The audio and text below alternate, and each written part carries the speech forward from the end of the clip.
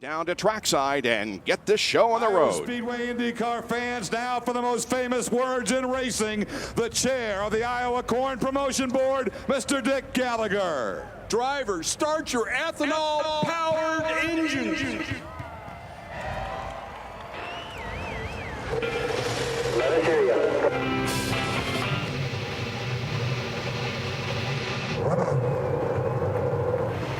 Race control, row 1, I'm hot. 2 hot. 3 hot. 4 hot.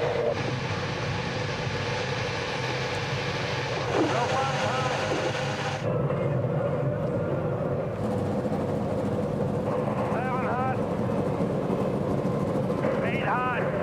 Well, the field is coming to life. The individual drivers saying their row is hot. And at the front of the field, Honda's fastest seat in sports sweepstake has been very popular. There are 5 chances to win remaining. Log on to shophonda.com to enter. This week's lucky winner is Nicole Hill from Fort Dodge, Iowa. By logging on to shophonda.com, Nicole won the opportunity to start tonight's race in the IZOD 2-seater driven by Al Unser Jr. Nicole Hill, can you hear me in the booth? I can, Bob. Well, did you ever think that you'd win the contest and be in this position? Absolutely not. I'm sure it's going to be quite a thrill. Here we go. Al Unser Jr. up ahead of you, and you're going to get the thrill of your life here in just a minute. How'd that feel? That felt awesome. Are you an IZOD IndyCar Series fan? I am a huge one.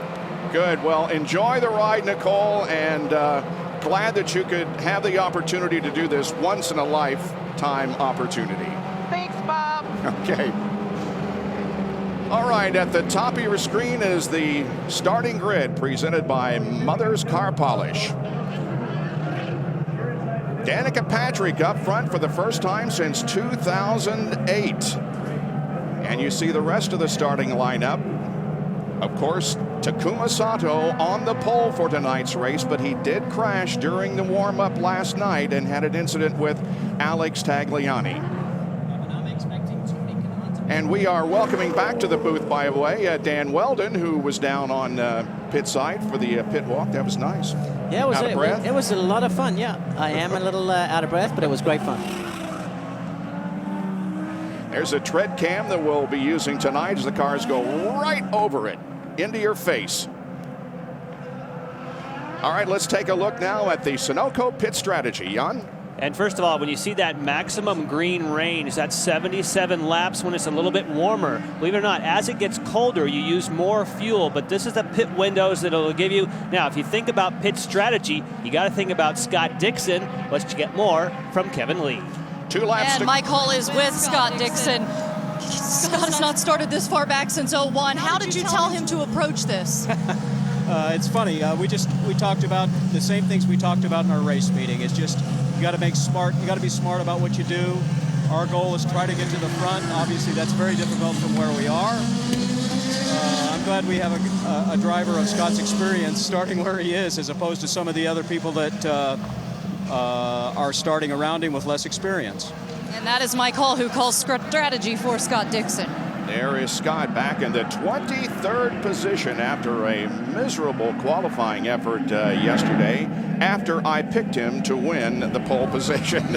Look at the fans on their feet, welcoming the IZOD IndyCar Series to their state, and we must admit that it's great to come here because they are really enthusiastic fans. And Dan, I know you've been signing a lot of autographs. Even Jan was signing autographs this afternoon. It was great.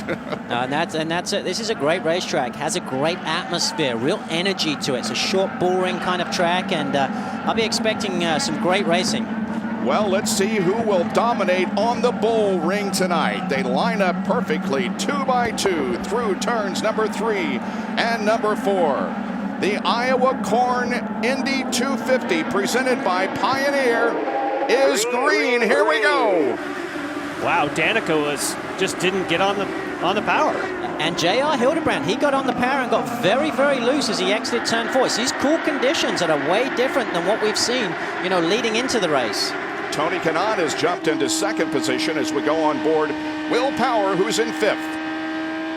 And you can see on board that they're probably being a little bit cautious. The temperature, you know, tends to make the tires come in a lot slower. And we've seen at this race before with cool temperatures, people spinning on the first lap. Me being one of them, I have to say.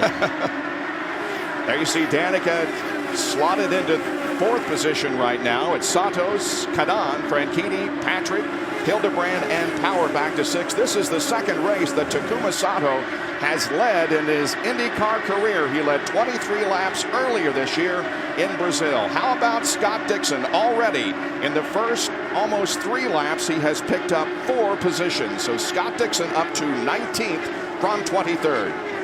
And you can see him. He's aggressive. He's confident. And, you know, he was running the high line in the warm-up. Not many people were doing that. And you can see it's working out for him, driving right by Alex Tagliani. So that will move him up to 18th position. There's Mike Conway, who's dropped back from his starting position. Now getting to the high side of Tagliani. Couldn't quite pull off that move like Scott Dixon did. It's very, very difficult. Oh, and you can see Dario. Wow. Dario's moved up on the 2KV Racing Technologies cars, and again, very, very aggressive. Likes to be leading, and seems like he has a very, very good race car right now. Contrails coming off of the rear wings, indicating a heavy atmosphere here tonight. Oh, he might get the lead here, Bob. He might pass 2 cars in 1 corner, and by golly, is he going to do it? Sato fighting back on the outside. Nope. Takuma maintains the lead, but here comes Dixon once again to the low side. And that's Iowa racing at its best. 3 wide. We're only 6 laps into this, and you know, Dario showing that he is taking no prisoners. Wants to lead, and you know, was great in warm-up too. And you can see very, very confident in that race car. Danica Patrick in 4th position. Hildebrand not too far behind in 5th. Look at this battle between teammates. Sato number 5, and we're on board with Tony Kanaan. And before this race started, those 2 teammates, Sato and TK, had a plan. TK was going to try and get right up behind Sato and protect him from whoever was behind him. And as you saw, that was Dario Franchitti, and that did not happen. Robbie? Well, you saw Danica Patrick drop off at the start. She wanted to get a good jump on Taku, but George Close told me before the race that his thoughts were, don't worry about it if you lose a spot or 2 spots or even 3. The race is still, you know, a long way ahead of you. So she dropped back, but I don't think there's anything wrong with the number 7. Meanwhile, Dario Franchitti begins to stretch out the advantage just a little bit as we drop back here to find out what's going on with James Hinchcliffe, who is 7th, and on board with Ryan Briscoe trying to get that position. And you saw that, Bob. James Hinchcliffe just came up into Ryan Briscoe's air, and it made Ryan just push up the track. You can see Ryan's got a good race car, but when cars move around, it's very difficult to stay flat out, which is very important around this track to complete an overtaking maneuver. So Briscoe moves up to 7th position. James Hinchcliffe in the 06 car back to 8th. 12 laps make that 13 laps into 250. This race is going to go by very quickly with 17-second laps. It's Franchitti, Sato, Kanaan, Patrick, and Hildebrand.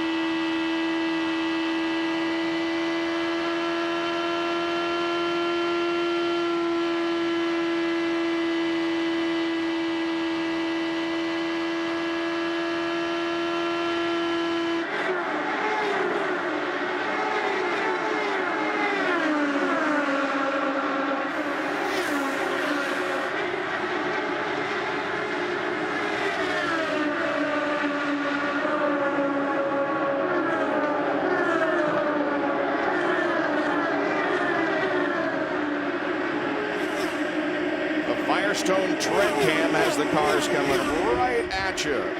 Right now it is Dario Franchitti with about a 0.6 of a second lead. There he went, right over your head. He has about a 0.6 of a second lead on Takuma Sato, the pole sitter. Kanan is running in 3rd position. Here is Ryan Hunter-Reay, who is back in the 8th position. And right behind him is James Hinchcliffe. Now, James had said earlier today that although, and you heard Oriol Servia in the pre-race show talk about he was not happy with the car in final practice, same thing for James Hinchcliffe, said the car was super loose. Obviously, they've got that fixed. And Marco Andretti has really moved up the most positions since the start of the race as we have a caution. 7 seconds behind the leader. And a crash. James Jakes. One of the Dale Coyne cars into the safer barrier. I was talking about Marco Andretti, who had moved up to 11th position, gaining 6 since the start of the race, but now we have a slowdown. And by the way, even though it's only lap 24, this is the kind of racetrack you see. That's just what I was going to say. Everyone will take the opportunity and pit under yellow, because you saw earlier a green stop cost you almost 2 laps. Yeah, and that's a big risk. So you're absolutely right. But you know, surprised we got an incident so early on. I thought the race would kind of play out a little bit more before this, but certainly going to spice up the racing. There'll be some action in the pits. 2 abreast restarts, of course. Now James Jakes didn't appear to damage the car all that much. It was across the bump, wasn't it, Dan? Yeah, he did. Thing just jumped. And that's what happens when you go across that bump. The car gets unstable. But look, he's in dirty air. When you're amongst other cars, that problem gets accentuated, and you could see that, you know, he went over the bump in dirty air, he lost the rear of the car and spun around and hit the wall. Professor B told us all about dirty air in last race, and it caught with James Jakes, who is climbing out of his car. Okay, sponsor on the car, Acorn Stair Lifts. But on lap number 25, we do have a pit stop coming up.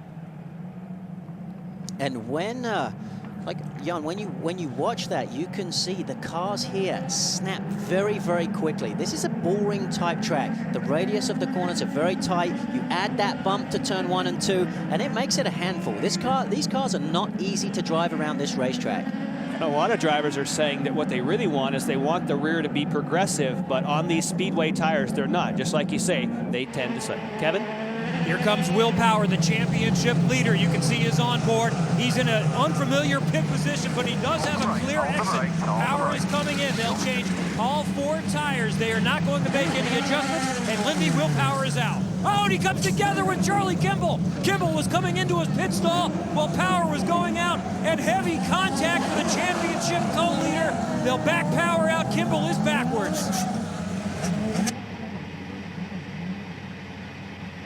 James Hinchcliffe also had to wait, but definite, as Kevin was saying, severe damage up there. If it's only the nose cone, they may be able to get it done and not lose a lap. And that's going to be important right now. And, you know, the Penske guys are one of the best in the business at getting these changes done. So we'll have to see if he gets out before he goes lap down. Ryan Briscoe gaining 3 positions as we take a look at our Sunoco race off pit lane. Sunoco, proud manufacturer of ethanol. Now, just like you said, Dan, they so much do not want to go a lap down. They weren't able to finally get that nose changed. They'll quickly try to get up to speed and come right back on the pit lane. And they'll be prepared for that when he comes in. He'll hopefully catch up with the pack and give the team the most possible time to get it changed. But that is the way the championships are won and lost. Yeah, they sent him, and well, that is the responsibility of the crew members to send. It looked like Charlie Kimball was a fair way back, but no, that you don't want to wave your driver if you know the position in Charlie Kimball. Now, Charlie Kimball was in the fast lane, though, wasn't he? He should have been one more lane down since he was coming into his pit. He should have been, and, you know, he wasn't. He didn't have anybody around him. You know, that's not really to say he should be doing that, but it's definitely the fault of the person pulling out Will Power. Right, but Dan, I think what it was that a crew member normally looks up when you see a guy in a fast lane, you think it's clear. Kevin? What? Power coming in again. He's going to have to get the nose cone changed. They are prepared for that. Charlie Kimball is coming in right in front of him to address his damage. He's got significant damage to the left side pod. They are going to take their time with this, but not too much time. Getting the front nose cone off. It's all one assembly, and they're having some difficulty getting it off. It's taking a little bit of time. They need to stay on the lead lap. That's the most important thing, to still give them an opportunity in this race. They will try to get it on and get the wing changed the way they like, and power is away, Bob. And it looks like he is going to successfully stay on the lead lap as the cars come off of corner number 4. But Will Power has had problems here in the first set of pit stops, making contact with Charlie Kimball as he was coming in and Kimball was going out. Under caution here at Iowa Speedway, Dario Franchitti is your leader.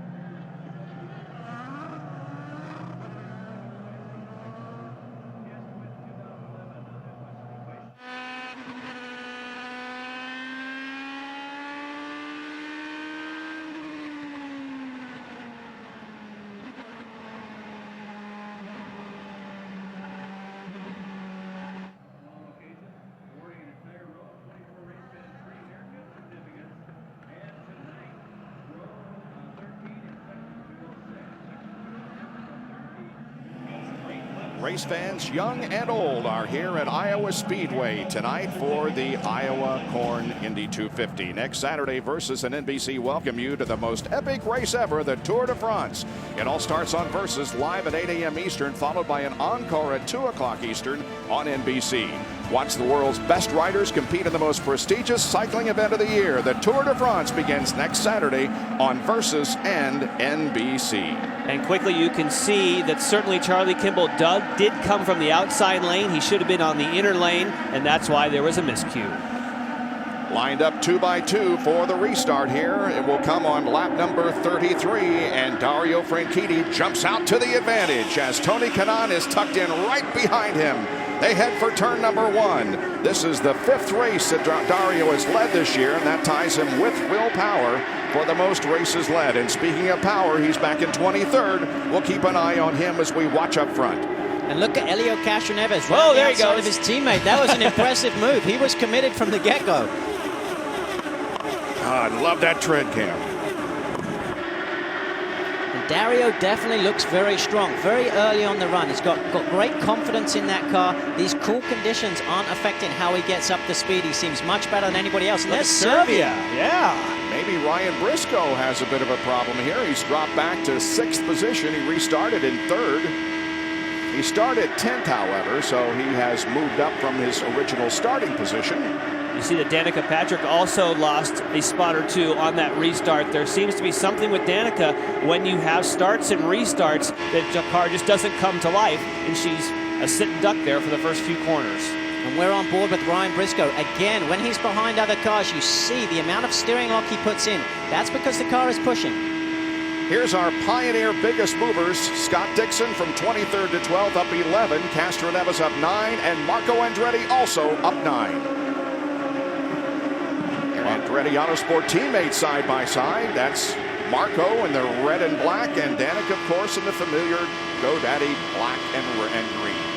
And you can see when a car is outside, the car on the inside, the radius becomes very tight, particularly at 1 and 2 over that bump. It's very hard to not push up into that car, and that's why you see people completing the moves on the outside, not the inside. Now, Marco Andretti was very happy with his car last night in evening practice, and he said, I think I have a great car, but last year I thought I had a great car and went straight backwards in the race. So he said, I don't want to be too overconfident, but it looks like it's coming to him. Bob, we talked about in the Open, what's important here is how good is your car at the end of a stint, and we're going to kind of find that out as they go longer and longer on a set of tires. And there's Elio working that outside line again.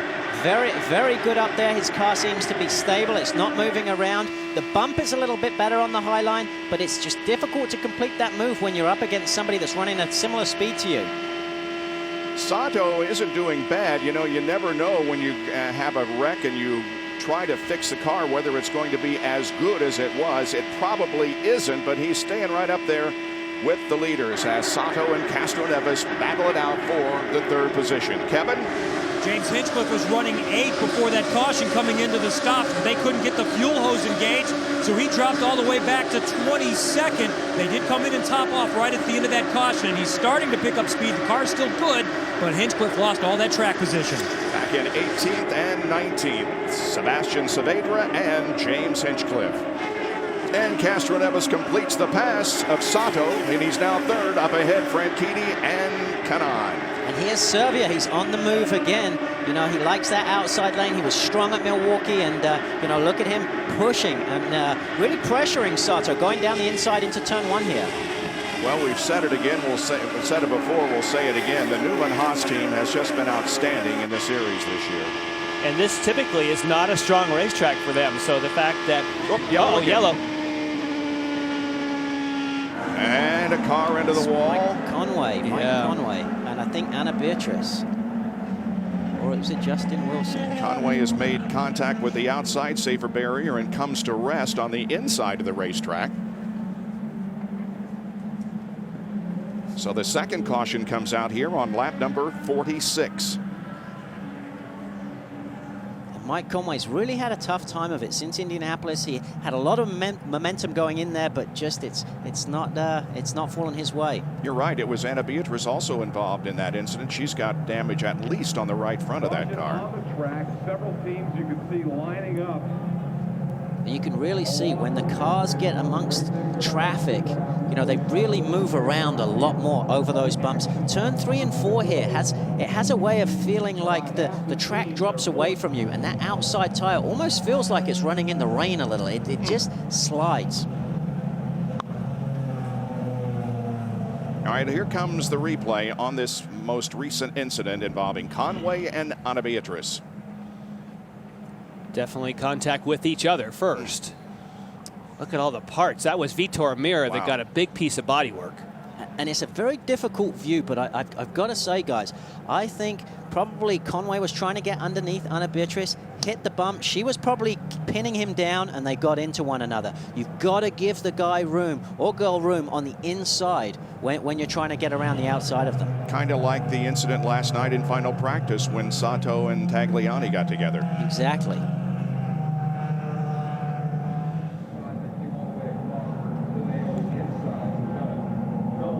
Will Power hadn't moved up very much in that green stint. He's up only to 21st, Kevin. And the car's not handling the way they would like. They have a front toe issue, which essentially means that the wheels are not aligned the way they would like. So they are going to come in. They're one of several that's going to take advantage of this caution. But Will Power desperately needed an opportunity to work on the car here. That is, of course, Vitor Mira. We saw the piece of bodywork that he hit. That's damaged his front wing, and I wouldn't be surprised if there's other cars that had damage. There was shrapnel all over the place. There was a big debris field at the scene of the crash. We'll take another break and be back more for the Iowa Corn Indy 250.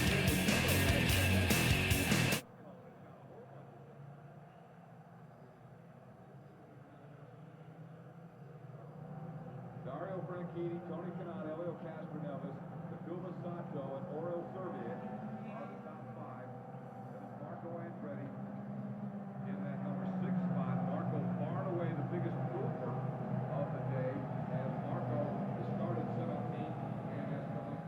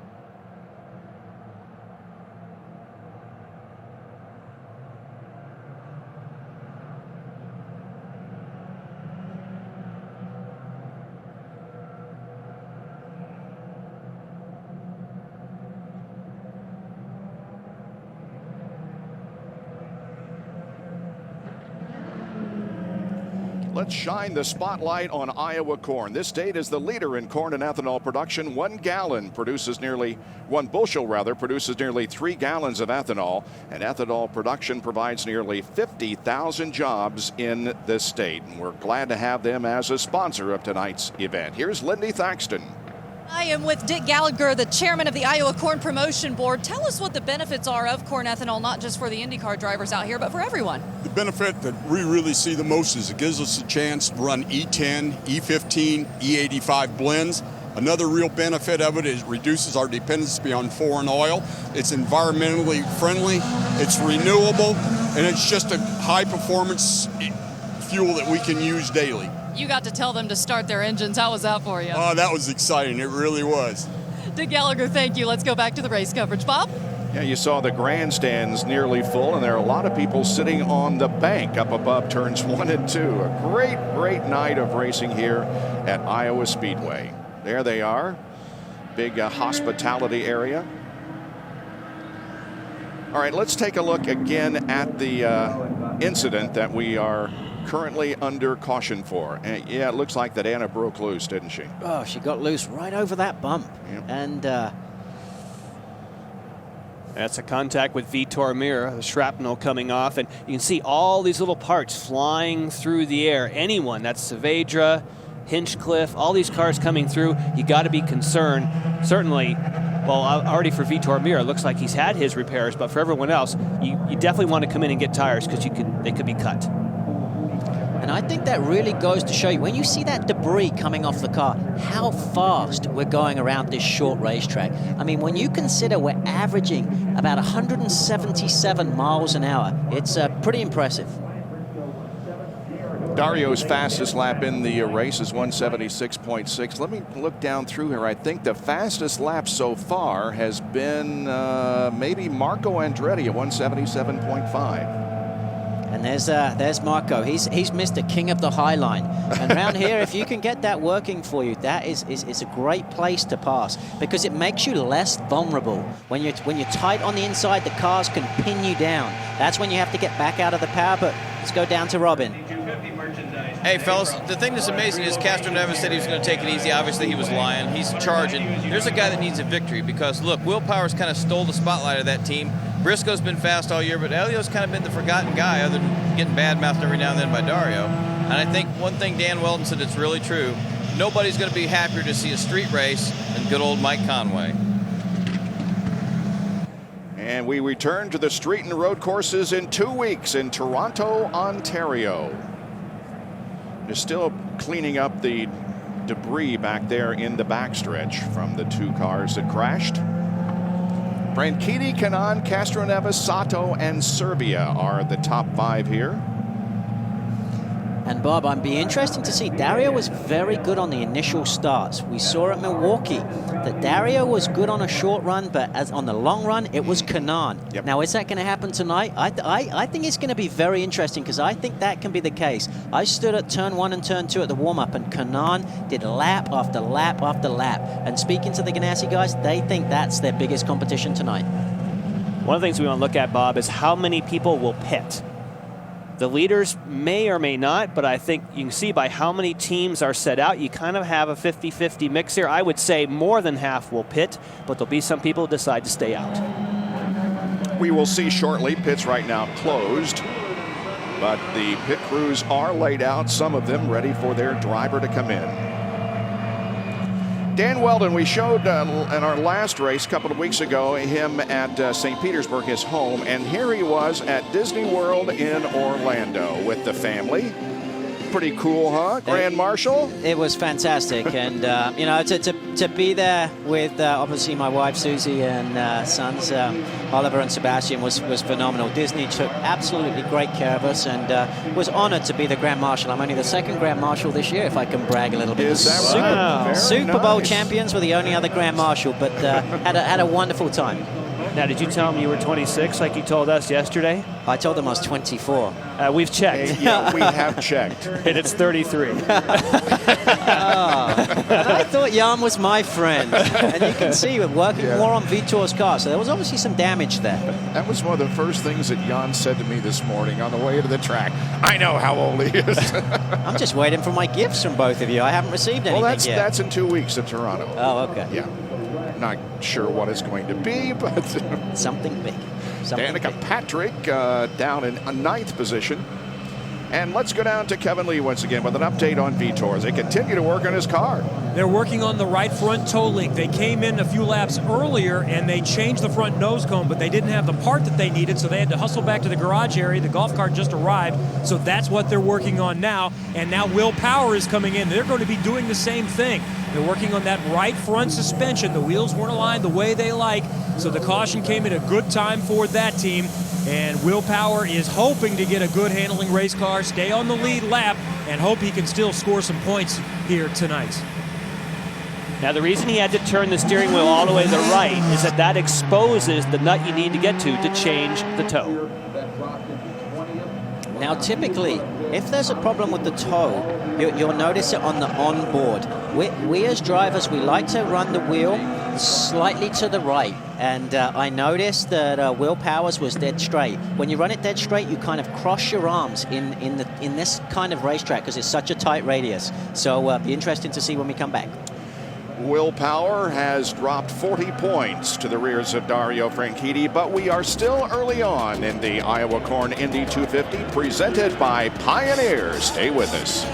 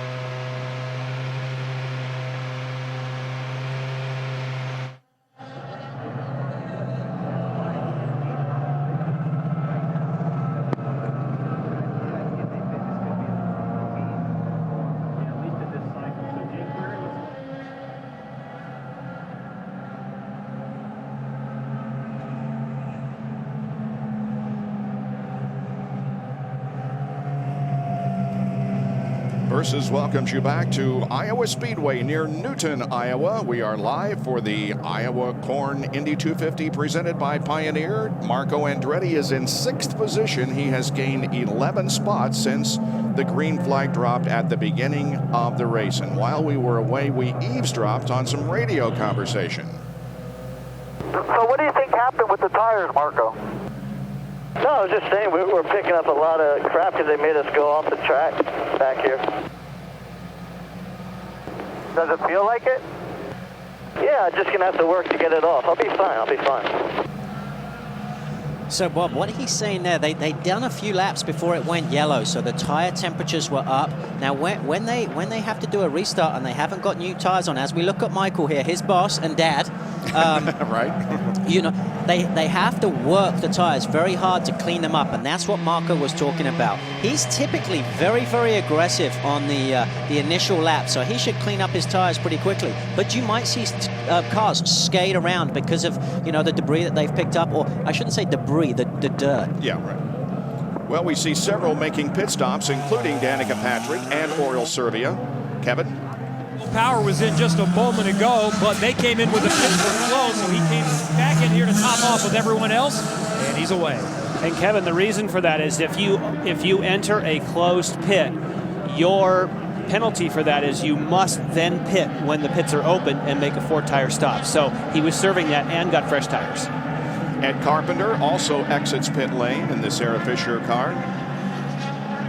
Kevin Blanche, who is the one of the technical people for the Eyes on IndyCar series.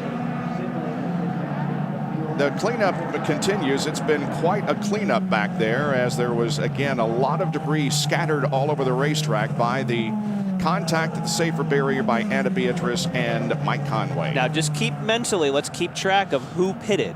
If it turns out that it stays green for a long time and the leaders have to pit under green, all those cars you just saw in pit lane are going to get a free pass up to the front. So we'll just track that. And the reason the leaders wouldn't pit is because the saying is yellow breeds yellow. So they're thinking there's going to be more. And absolutely it does around this racetrack with these cool conditions.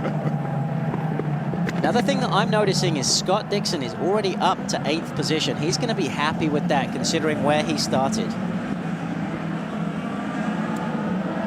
Up 15 positions from his starting spot, and you can see the cars now beginning to form the 2 abreast alignment as they exit corner number 2 down the backstretch. We'll get a restart this time, and Dario pulling away a little bit from Tony Kanaan on the outside. Behind them, Castroneves, Sato, Andretti, and Hildebrand, the top 6.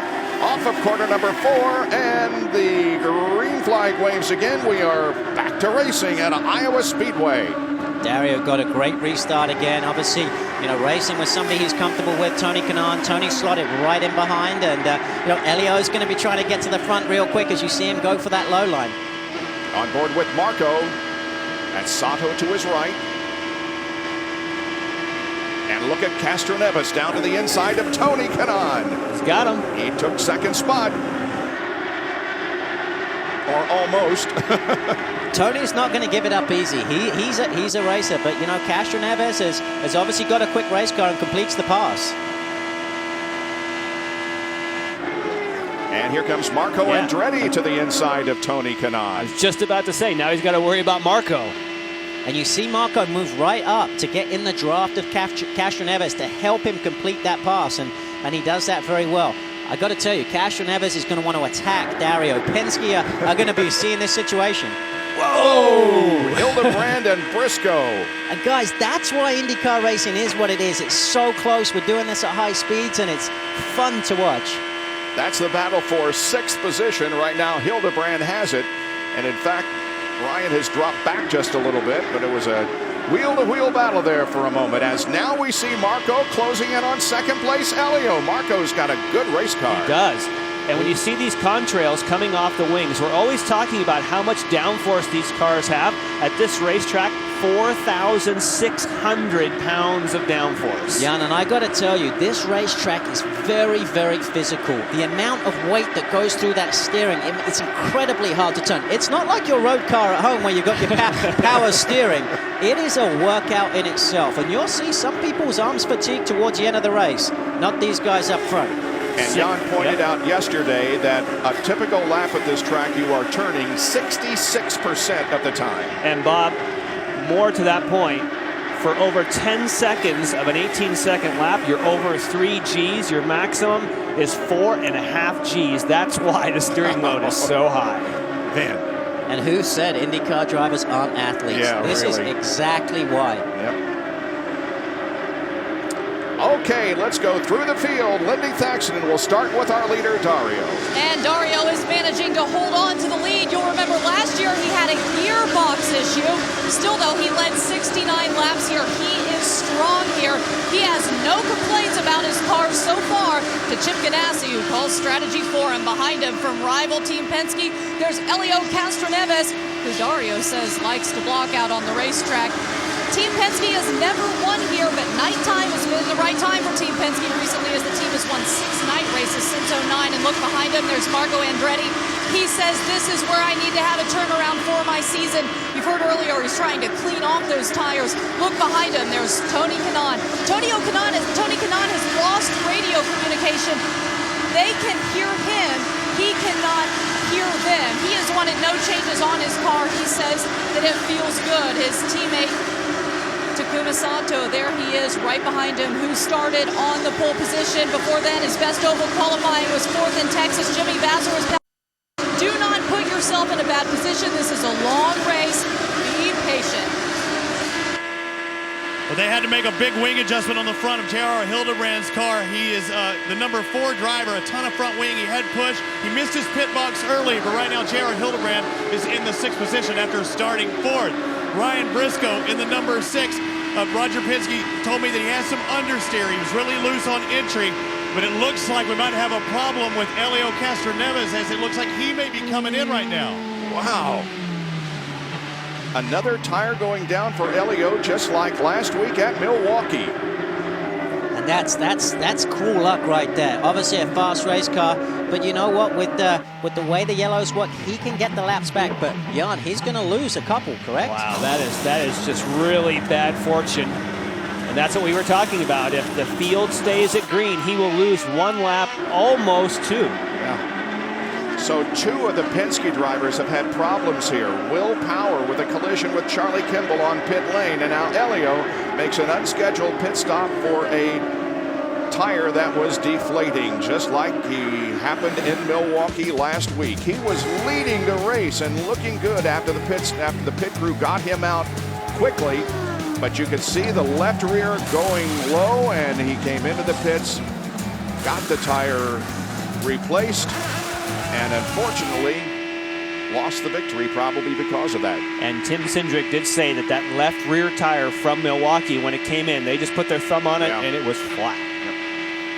And Bob, when the luck's not going your way, it just seems to snowball. Yeah. He really has, had some fast race cars the last couple of races, but it just doesn't work for him. But don't count him out just yet. You can see the interval there between the leader Dario Franchitti and the 2nd, 3rd, and 4th place cars. Now Marco Andretti, because of Helio's pit stop, has moved up to 2nd position, as Scott Dixon now runs in the 7th spot behind Ryan Briscoe. There's Dixon, who has moved up 16 positions since the start of the race. And you can see, Bob, he just uses pretty much the high line through turns 1 and 2. Obviously, the car feels much more comfortable up there. That's going to give him the opportunity to overtake, but you don't really see him on the low line. And doing that extra distance is going to slow him down just that little bit. Now, right behind him, you saw the blue Telemundo colors of Oriol Servia. Now, Servia is the lead car of those who pitted. So he's right behind Dixon, and he's done an extra pit stop. So he's exactly where he wants to be. And speaking to him, he was very confident after the warm-up. And like I said, the momentum, like it's not going for Helio, it really seems to be going for Oriol Servia. Okay, let's go down to Robbie with a continuation of Through the Field. Ryan, when I was talking about the number 2 of Oriol Servia, it was a surprise. They had the stuff laid out, but just in front of him, Ryan Briscoe had his stuff laid out. But they said, hey, we're going to bring it in, take a gamble. He was in 5th place. He dropped back to 12th on lap 63, but he's already worked his way up, almost to the top 5. I think Oriol Servia has the car he liked in the first practice and in qualifying, not like the car he had in warm-up yesterday. And the other members of the top 10 behind Oriol Servia. In 9th position is Graham Rahal, and in 10th spot is Danica Patrick. And on that last lap, Servia ran faster than the leaders. It's really. He's flying. There is the leader, Dario Franchitti. Clear by 9. He's led all but 7 laps so far. We're on lap number 88. Behind him, Marco Andretti, Tony Kanaan, Takuma Sato, and J.R. Hildebrand at Iowa Speedway.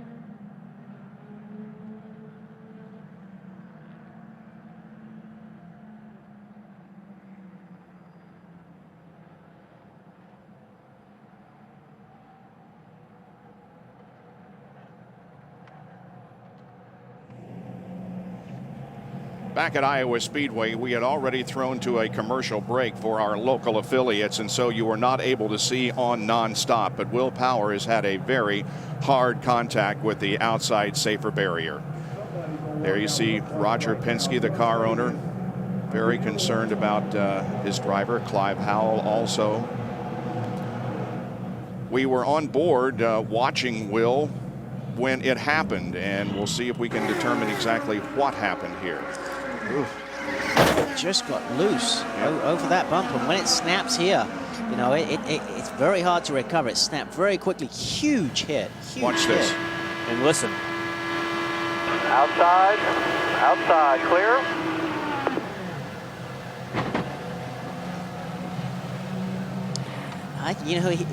What you saw there was he was overtaking Vitor Meira. He was going in on a tighter line, and over that bump, it just snapped. He got out of the power, but unfortunately for Will, he hit at the worst possible angle. You know, he had a back injury, and he hit gearbox first, and that puts a lot of the impact through your lower back.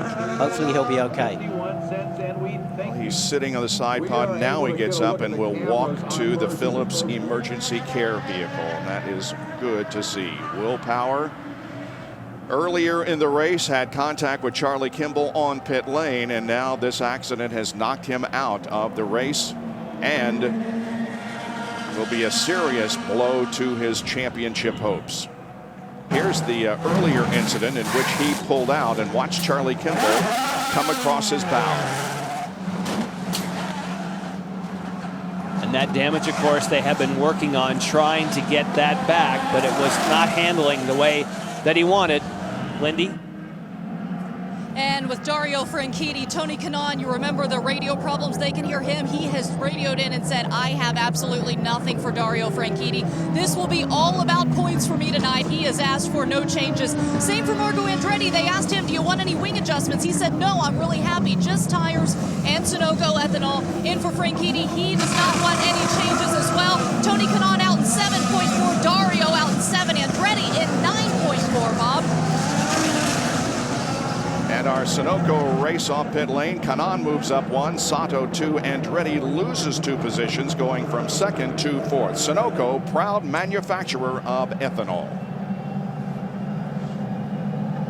And I don't think we'll be talking about, you know, the pit situation that we had at Milwaukee. Dario has an easy in now because of Will's exit of the race, and Scott Dixon has that easy out. And something happened to Oriol Servia, because Oriol should have made a faster pit stop, but he dropped back. He's now behind. Well, he scored ahead of Patrick, but you can see on the road that he's behind Danica. So he should have picked up positions because he wouldn't have had to take as much fuel as everyone else, but something went amiss.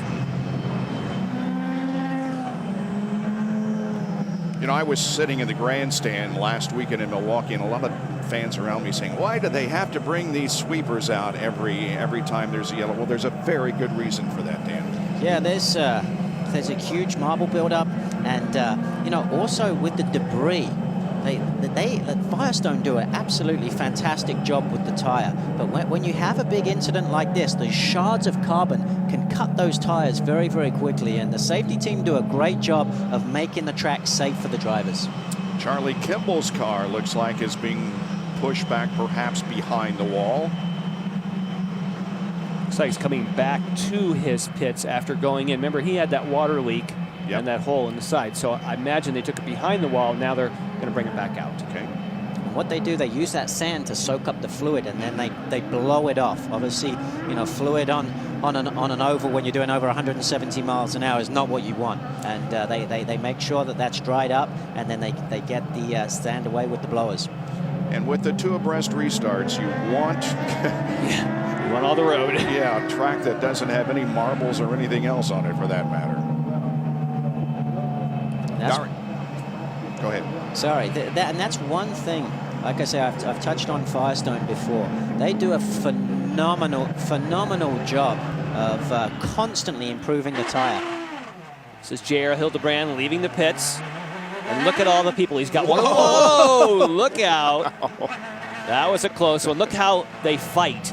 And the line to determine your position is not till around the corner. Look at that wiggle for Hildebrand. That was a good catch. He was they were coming at him from all sides. Wow, that was a great save by JR. Almost gets into the back of DeMarco.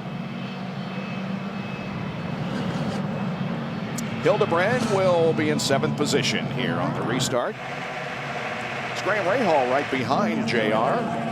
And there is Helio Castroneves, who, because of the pit stop, has dropped back to 19th position. Back with more in just a moment to Iowa Speedway and the Indy 250 presented by Pioneer.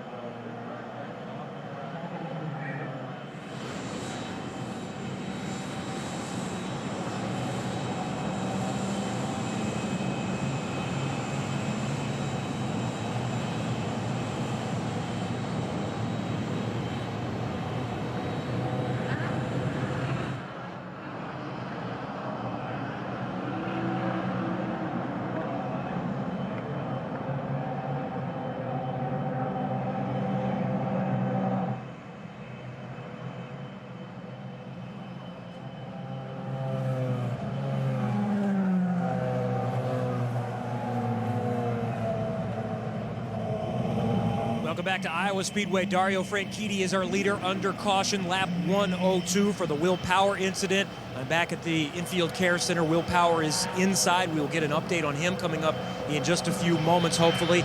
3 other drivers involved in crashes. They have all been checked, cleared, and released. They're all okay. That's Mike Conway, Anna Beatrice, and also James Jakes. Bob? All right, thank you, Kevin. We did see, of course, Will walk to the safety car, so hopefully you're going to get a good report on him when it is available. All right, Robin, what's up? Well, Bobby, Mike Rogers got the right rear tire changed, and he put his hands up, and John Cesanicas thought he was signaling he had a problem, so they lost 3 spots when they got him back out, but everything's fine now. Okay, that, of course, a report on Oriol Servia, who is now back to 11th spot. Now let's go down to Robbie Floyd with a report on Graham Rahal. Graham Rahal in the 38th in the 8th spot, but we eavesdropped a little bit on his radio just a moment ago. Yeah, for the restart, we'll just do like Milwaukee, you know, just stay on the gearbox. You see him taking off, you see Dixon take off, you just go. Don't even wait for him to call green, you just go. Yep, copy. And Graham also talked about finding a better line out there. Just before they came in for this last caution, they said run the shortest distance around this racetrack. And right now, he's in 8th spot after starting 20th. And one other thing we should mention, Helio Castroneves, I mentioned he's back in 18th position, but he is back on the lead lap. So you're right, Dan. Don't count him out. Yep. Yeah, you can never count a Penske car out. And Helio Castroneves, he will never give up. He had a great car early on in the race, and I would expect him. He's got plenty of laps to get back to the front. I would expect him to get there, I have to be honest. You know, they just told him, bad news, Elio, you're P18. Good news, it's not even halfway yet. Well, the great news is you're on the lead lap. I mean, that really worked to his advantage, and that happened because everyone ahead of him pitted, and he got the waiver out. We are close to the halfway point. We're at lap 105 now. Dario Franchitti has now led more than 500 laps this season. The closest driver to him, Will Power, who going into tonight's race had led 225. So Dario will continue to add to that number. Now, Bob, we've had enough pit stops now that people who had bad cars will start having better cars. So the complexion of the race is going to change because those who are in trouble would have a chance to get it fixed. And I think the cooler conditions are going to close the field up. You get more downforce. It makes the car easier to drive. And you can see here a little bit of movement as they line up. Now, what you're talking about, Dan, was J.R. Hildebrand. As they're weaving, people jam on the brakes and then accelerate. And whoop, yeah, that look out. That was, he didn't expect that. All right, they line up 2 by 2 here as we get set to resume the competition. Guys, and I think this is going to get good this time, I really do. Once again, it's Franchitti flanked by Tony Kanaan, then Sato in the second row with Marco Andretti, Briscoe and Dixon in the third row. Here they come to the restart as the fans are on their feet waving their green flags, and indeed it is green. And again, Dario gets a great jump. He's in the comfortable position. He's not having to fight with anybody. Kanaan's on the outside of Sato. Yeah, Sato is showing some muscle here. He takes second. Now his confidence is going to be gaining because remember, he had not put any laps on that car after being repaired. Now his confidence will be back. And Kanaan said he had nothing for Dario. Sato thinks just the opposite. Yeah. He's going. He's going. Tony's car's obviously working pretty well, can run pretty close. You see him just get out of the power a little bit, the car pushing in that dirty air. Over that bump, you hear him lift out the power. Often the car bottoms a little bit on the first few laps until the tire temperatures get up, and just lift that ride height a little. Once that happens, then you're able to drive over that bump flat out. While we're on board with Tony Kanaan in third, we'll tell you that Scott Dixon has moved up to fifth. He started 23rd. And Jan indicated during just before we started the race that this is the worst that Scott Dixon has ever started, ties for the worst he ever started. But he won the race that he started 23rd in Nazareth a decade ago. His very first IndyCar win. Yep.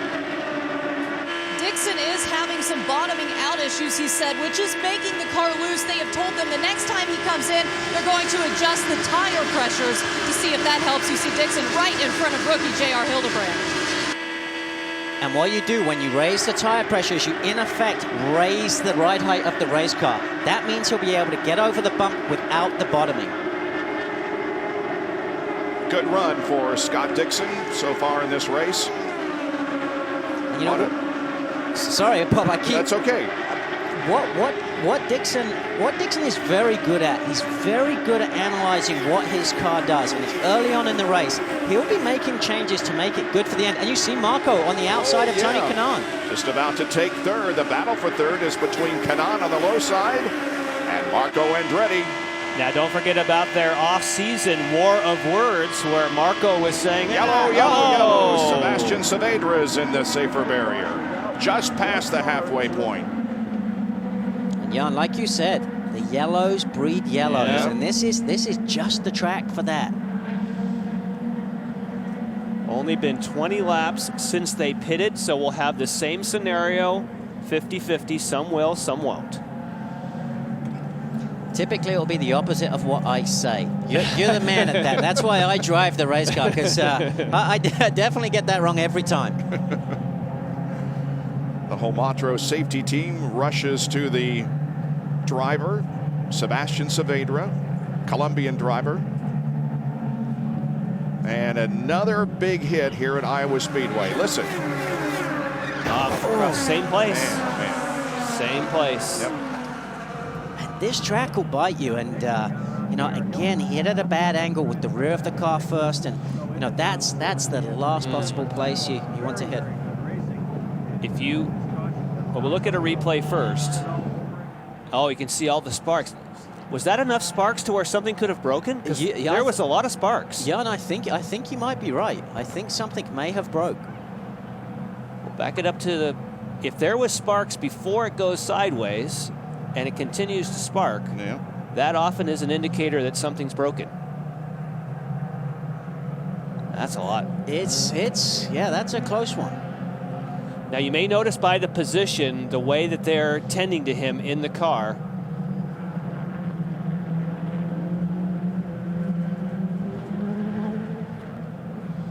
Looking ahead to.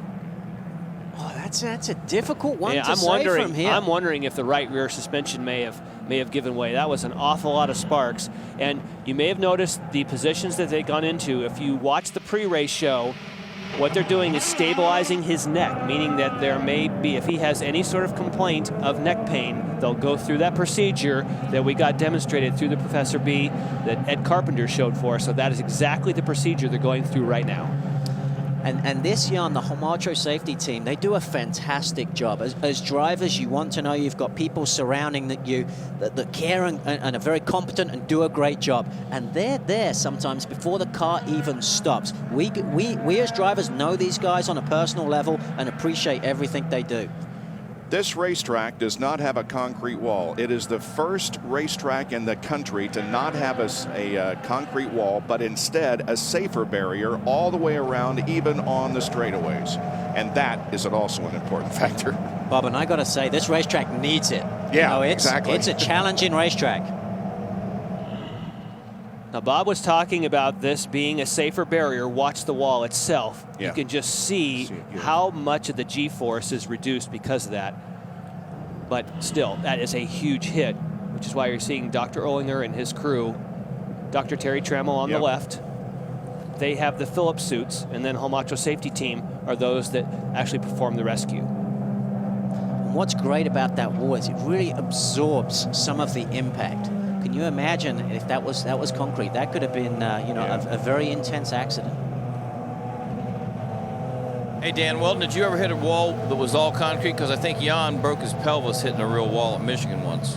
Yeah, I've hit a few walls in my time. There's no doubt about it. And I think, as some people tell me, they knocked some sense into me. But yeah, it's a huge safety improvement, and it definitely reduces the impact. And this series should be commended for and the tracks for putting these safer barriers or safer walls, at the tracks that we race at.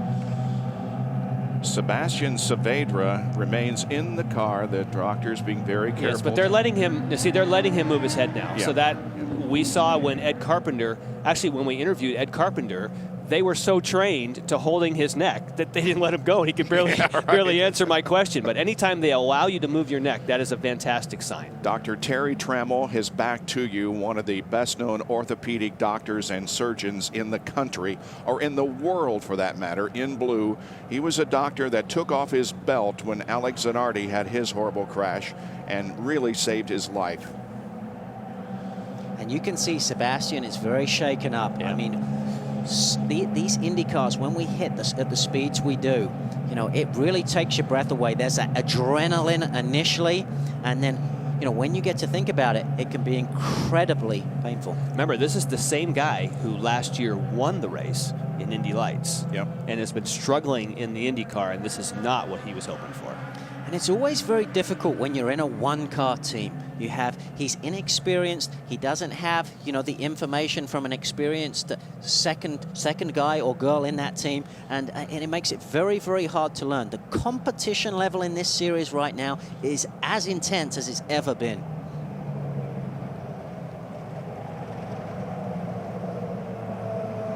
Well, beginning to clean up the debris and vehicles moving away from the scene of our latest crash. Out of turn number 2 in the backstretch, Sebastian Saavedra having a hard hit. And guys, while we're looking, we can see Dario there, Takuma Sato in second, and Kanaan in third. I gotta say, I love the way Takuma Sato's attacking the race. Yeah. He is really going for it. It's great to see, you know, on those initial laps. I don't know if you've noticed it, but that car is sliding a little bit on the rear end. He's really going for it. KB Racing Technology, 2nd, 3rd, and 15th, Lindy. Yeah, and there's been a lot of radio chatter between TK talking about Takuma Sato. Listen to this. He's dropping me off every time. See, I'm not going to pass him. Tell him to take care of me. This is the 2nd time. 10-4 TK, I just relayed the information to Jimmy and told him to knock it off. It's the one more, and he's going to learn a lesson that he will never forget. Oh. That's some great team chemistry right there, huh? All right, Kevin is with Will Power. Well, good to see you come out of the medical center. First, are you okay? That was a big hit. Yeah, just sprung my bell a bit then. That hurt. Probably shouldn't have been out there with a damaged car, I think. Shit, man, that's not good. I heard you guys talking before it went green the last time. You wanted to come back in and try to fix things again. What happened? I was trying to tell him that it needs to be fixed, and I was trying to say we should just go under anyway. All right, here we're seeing what happened on pit road with Charlie Kimball. Tell us your perspective and what you were hearing. Yeah, I mean, they just sent me out, and he came across my bow, and that was that. Bent the steering and broke the front wing.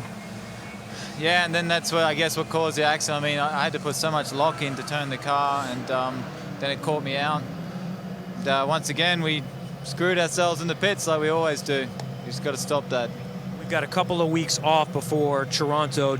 Are you going to need to get cleared again before you can get back in the race car? I don't think so. I think I'm cleared now, so I didn't really have a concussion or anything. Just a little bit. Got a bit of a headache. Okay, sorry, Will. Power out of the race tonight. Lindy? I mean, we heard the radio communication between Sato and TK about blocking. What have you said to Sato? Well, it wasn't really blocking. I think TK's smart enough to, it's halfway through that he's just trying to work with Takuma and ride around, maybe save a little fuel. But I think Takuma was taking some air off and making it difficult. I think he shot up about a 3 and 4. And Takuma, he apologized. And we talked to Takuma to, give him a little more space for some clean air. And you had just told him to save fuel behind Dario. You could stay green for a while. Then it goes yellow. Seems every time you say something, it changes. Are all these cautions making it tricky?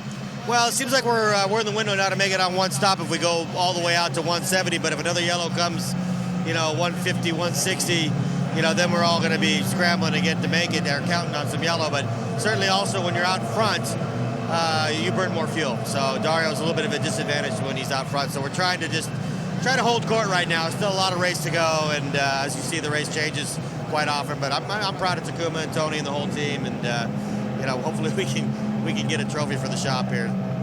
And Bob, we are now at the halfway point. Yep, 125 complete, 125 to go. A great nighttime shot above Iowa Speedway. Dario Franchitti leads Takuma Sato here in Iowa.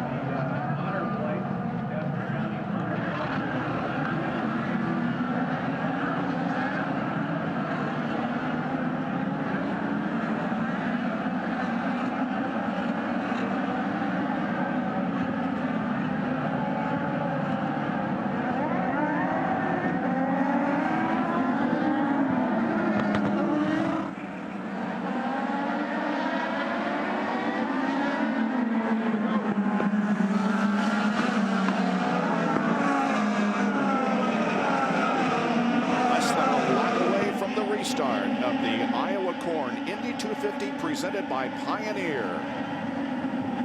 Dario Franchitti flanked by Takuma Sato. Then Kanaan and Marco Andretti in row number 2. Here they come for the restart. Green. And we're green once again. And the 2KB cars are side by side, guys. What's going to happen? We know that there's a little bit of friction there. Sato seemed comfortable on the outside and clears Tony. Is he going to attack Dario? I think he is. Now we'll see if Marco has anything for TK. Marco moves to the high side of Kanaan. Off of the 4th corner, Kanaan holds off the challenge for the moment. And Marco has some momentum. Yeah, high side Marco, he loves that outside. Couldn't get alongside Tony, but on these restarts, he's fantastic getting up to speed quickly. Serbia and Patrick. And here's Alex Tagliani. He has been strong today. Moved up to 7th, and he's challenging Scott Dixon on the outside right now. Tagliani was very brave on that restart. They were actually 3 wide. He was all the way up against the wall. He stays up there and is trying to get the better of Dixon. Battle for 6th position. Boy, Tags had a terrible car at Milwaukee last weekend, but it's working for him tonight. And he should just about clear Scott. Yep. Yes, he did. And Scott's going to be under pressure from Oriel on the outside line. Danica Patrick also sneaking up to join that 4-car battle. Here comes Serbia, just like he said. And see, the problem, guys, when you get pinned on that inside, it just, you can't carry the momentum. So Scott's really going to have to, make his car work. He'll be using that weight jacker to make the car rotate for him and not have any push, so he doesn't have to get out of the power.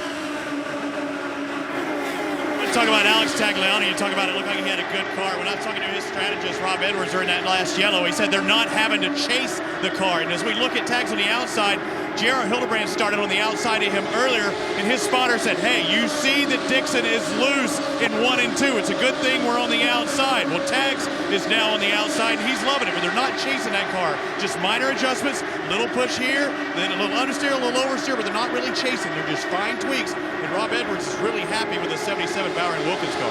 Tagliani up to 6, just ahead of him. Here we are, the National Guard car driven by J.R. Hildebrand. 7 by 3, working that high line. He really likes that outside groove. As I say that, he kind of moved to the inside, but back on that outside, he seems to be able to carry a lot of momentum through the corners, and he's wanting to work to the front. And if you can run high for a lot of the race, you don't actually wear your tires as much because you actually have a larger radius, so it helps you later in the stint. Yeah, that's a great point, Jan, and you can see Tagliani, he's not giving up. He's really working to get by those cars. Now Serbia is pushing on Dixon. Here he comes to the inside. Serbia low, Dixon high into corners 1 and 2. The battle for 7th. Tagliani just set the fastest lap of the race with an 18.096 second lap. He's on his overtake assist as well. Remember, they have that push to pass feature as well. He's using that. Tagliani really wants to keep that momentum going and close this gap.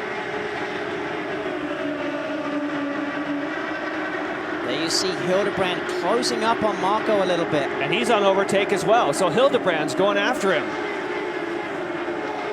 The intensity of this race, it's that little bull ring. People are on their overtakes. There's people on your outside, people on your inside. It's just a fantastic racetrack and promotes a really good race. And look at Kanaan. Look at the lead. Kanaan's looking to try and get back by Sato, and it's cost him a spot potentially. Marco's on the inside of him. Oh, there you go. So close in turn 1, and Marco gets the spot. And Tony will definitely be complaining about that. Marco really committed to the inside and said to Tony, hey, I'm not giving you any room. I'm coming through. They were both on the overtakes. They said, take that, former teammate. And here comes Hildebrand to the inside. Nearly touched wheels there as Hildebrand came up. My palms are sweating again. Yeah. I don't know. Oh, JR's had to lift big time. And guys, you saw exactly what happened there. Tony crossed JR's bow, and it made his car push on up. And hopefully for him, he won't lose the momentum where another car gets in from behind. This is the battle for 10th spot. Ryan Briscoe on board, looking back to JR Hinchcliffe. And that's unbelievable. Ryan Briscoe is the lead Penske car in 10th place, and he's being attacked by Hinchcliffe. Castro Neves is now 16th, and you know, Hinchcliffe is he's not giving up. He's trying hard. It's good to see guys like James Hinchcliffe and J.R. Hildebrand having great races on this kind of a racetrack. And I think James Hinchcliffe is doing a fantastic job as a rookie. He's in a blessed position. He's got Oriol Servia, a great teammate, a wealth of experience, you know, feels very comfortable in that environment, and that's really helping James.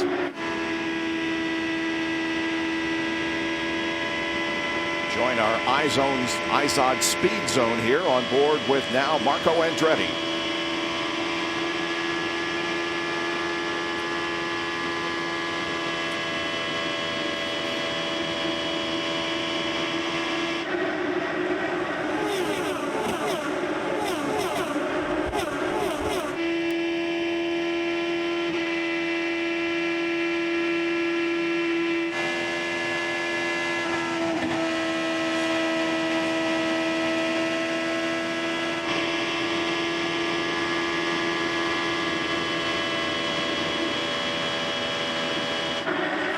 Whoa!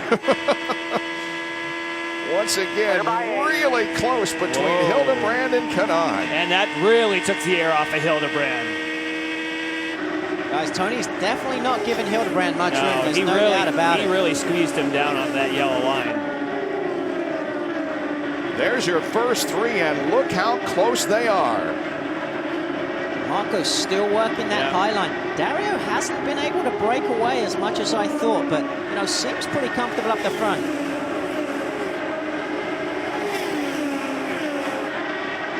Here comes Marco. Yep. Outside. And he's good in the middle of this corner. Outside. Still there. They're telling Sato that he's there. Fans are loving it.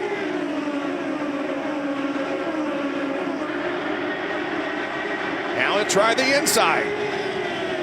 Oh, great move. Whoa! Great move. Great commitment from Marco. Fantastic. He got by Tony in a very aggressive way, but clean. And he did the same to Sato. And Sato was great to give him room. And now we focus on Servia and Tagliani for 6th place. Yeah, so Servia now is going low. Tagliani's been running high for a while. Servia now's got some clean air. See if he can catch the group ahead. Tagliani was running such a high line in turns 1 and 2. That's a lot of extra track distance he's covered, and Scott's getting on the inside of him right now.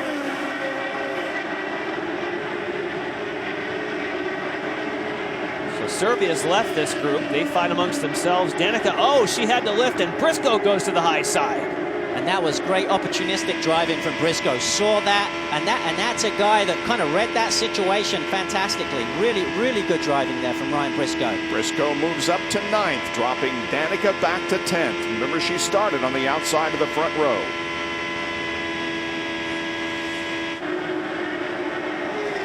Back up front, about a 4-car length advantage for Dario Franchitti over a charging Marco Andretti. And the battle for 3rd now between the teammates. Guys, that's getting close. Look at Marco, though. Really Marco's got to run. He's got and he's going to the inside. Whoa, for the lead. Oh, I don't know. Yeah, he downshifted, and can he complete it? I think he's got position. Man, this is good stuff, huh? This is fantastic racing. It's great for Andretti Autosport. They're leading now. And it's great for Marco. This is the natural, talented Marco that I expect to see weekend in, weekend out. Marco Andretti's best finish this year was at Barber in the 2nd race of the season. He finished 4th. Now watch Dario once again make a charge on Marco. Guys, and I've got to tell you, Dario Franchitti is going to know that Will Power's out of the race.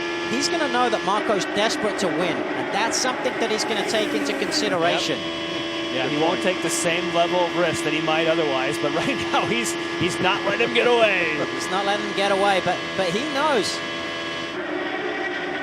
Marco's a very, very clean race car driver. He's desperate to win, though. Yeah, So's Andretti Autosport. Michael actually talks on Marco's radio, and so they're going to be excited. Here he comes. Look at Dario. Here he comes to the inside, and he's going to get the lead back. Franchitti goes back to the lead on lap 161. Hey, and who said Dario's not hungry for wins? This is an experienced guy, great motivation, doing a fantastic job. Really, really great to see. But you know what's great? They're racing each other clean. These two are probably racing each other cleaner than the two teammates behind them, Tony Kanaan and Takuma Sato. Good point. Good point. Well, it's perhaps the best oval racing we have seen this year. Texas was, as usual, good, but so is it here at Iowa tonight. It's Franchitti back in front of Andretti, Sato, Kanaan, and Hildebrand in the top 5.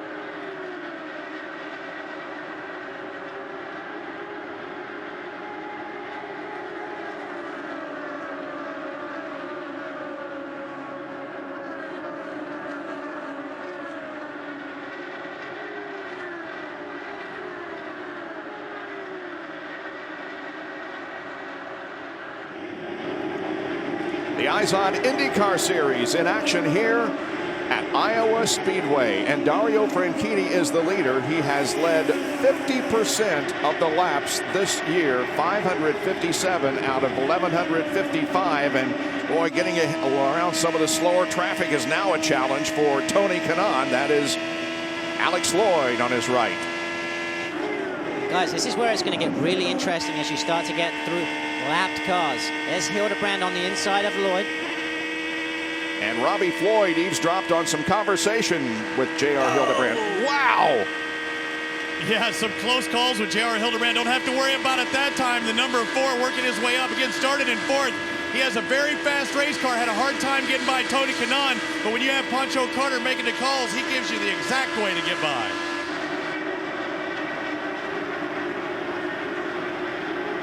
Next time you get to him like that, you're making a run, make him think you're going high. Maybe just go high, then take him in turn 3. Go. It's that simple, guys. Just take him in turn 3. And Pancho Carter is no stranger to IndyCar racing.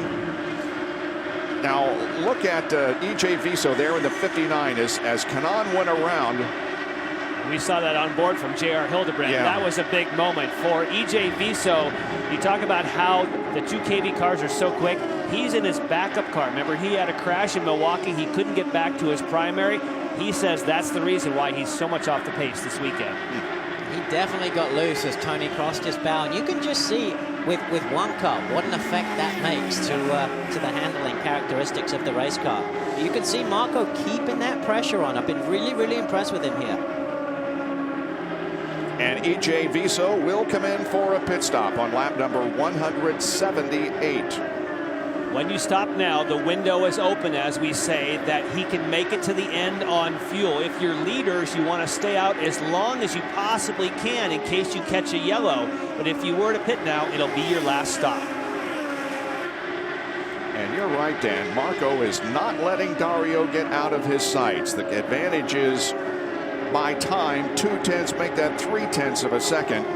But it's a matter of car leaks. And a lot of people give Marco a hard time, but when you race against him, you can really see his true natural talent. You know, when he races in the damp and you're on slicks, there's a guy that comes to the front. I remember back in St. Pete a couple of years ago, the race was damp. We all started on slicks, and he was phenomenal. But you can see he's closed up again, and he's desperate. Oh, here he comes. He's looking on the inside. He's looking at Dario's giving him room. Yeah. Had to lift it. That was nice. It's so close around here. It's unbelievable. Takuma Sato is in, Robbie. Takuma Sato, I asked her, are they making any changes? Said no changes to him right now, making his way in. Again, he's a first-time pole sitter from Japan. A lot of pressures on this guy. Come from the Formula One series. Going to throw on, it looks like a scuffed set of Firestone Firehawks. Fill it up with Sunoco ethanol and push him out with a fair start for Takuma Sato. Alex Tagliani comes in as well, and they've really not been chasing that car, the number 77. I think he's been happy with it throughout much of the day. Oh, and Vitor Mira has got major sparks. He's got a problem. If this brings out a caution, wow, we have a move for the lead. Slower car up ahead. That's Viso, who just came out of the pits. Oh, this is going to get close. This is going to get close. Oh, Marco just pushes up. Dario is definitely, he's very aggressive though. When you consider that Will Power's out of the race, he's still pushing the envelope. What's great is he knows, oh, and he's pitting. And Marco's falling. Oh, here we go. The two leaders right together, and he almost gets into the back of them. Guys, and in and out laps are going to become really important right now. Really important. 60-mile-an-hour speed limit down pit lane. Hey, reset your fuel, and Sato is in the wall. So anyone who hasn't pitted is going to get a huge advantage. Actually, these guys are too, because they're in the pits, and this counts. Now we'll see. All right, buddy? Marco Andretti, they were thinking about putting a half turn of wing. They said no changes to that, so he's going to take off again a full set of Sunoco ethanol and Lenny Thaxton. Same with Dario Andretti, no changes. He is pulling out now this race on pit road, and Marco Andretti gets him. Wow. Good job, boys. And they're having problems with the fuel with Serbia, Kevin. He's been in here for at least 30 seconds, and they couldn't get it engaged, couldn't get the fuel in. Now it's away. Oriol Serbia is running fifth, and now the car is about to die. It's just barely running. They're pushing it, and now it's dead. So a chance at a top 5 goes away for Oriol Serbia. Was having a great run. J.R. Hildebrand is the leader, but he has not pitted. Right, so because the leaders had already turned on the pit road before the caution lights came on, that's a new rule for this year, you actually get the credit for a caution earlier than last year. They haven't lost the lap. Thankfully, they got Serbia going again here. And thankfully, Takuma Sato is walking to the Phillips emergency car after his incident. And here is what happened. Right of your screen. Really just broke high. Loose once again. The exit of turn 2, that's biting everybody. But such a shame for KV Racing Technology. You know, their cars have been fast these last couple of races, and man, oh man, happened to Tony Kanaan. I think two years consecutively. 3, actually. 3. Yep. So now what happens, Bob, is anyone who hasn't stopped yet, like J.R. Hildebrand, has to come in, and they lose all their track position. So it was just a fantastic gift for Marco Andretti, Dario Franchitti, and the others who happened to already be on pit lane. Robbie? 3, 2.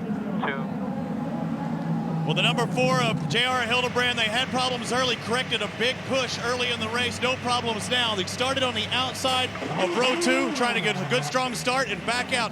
Again, John Barnes was angry earlier when Ryan Briscoe passed him on the outside. Now everybody's going to be trying to pass J.R. Hildebrand. And one just did, and that was Ryan Briscoe, who had a great stop. Ryan Briscoe really deserves the luck to go his way. He's had a couple of unlucky breaks this season, and he'll want to make the most of this. And I think we're going to go down to Kevin. Great stop for Ryan Briscoe and the 6 team. They're looking for their first win of the season. Now a quick pit stop gives them an opportunity, and also a fortuitous caution helps. Got a feel for Oreo Servia as we look at his teammate, J.R. Hildebrand. It's the pit stops. You know, they had a couple problems in Milwaukee. We know we've had one here, and now the fuel not flowing. It's like, oh man, we've got a fast car. It's a shame. When you're on the lead lap though round here, anything can happen. We've seen cautions breeding cautions, and I expect the same. The racing has been so intense. We've got about 60 laps to go, so you know, people are going to stop giving the room that they're giving. But I've got to tell you, there's not much giving out there right now. So that's right. It's going to be interesting. We have had 4 leaders of this race so far. Marco Andretti had the lead on the racetrack, and he also won the race off pit road to put him in front of Dario Franchitti and the others, including Canal, Briscoe, and Hildebrand. 189 laps completed. We're under caution because of an incident involving the pole sitter for this race, Takuma Sato. We'll take a break and be right back.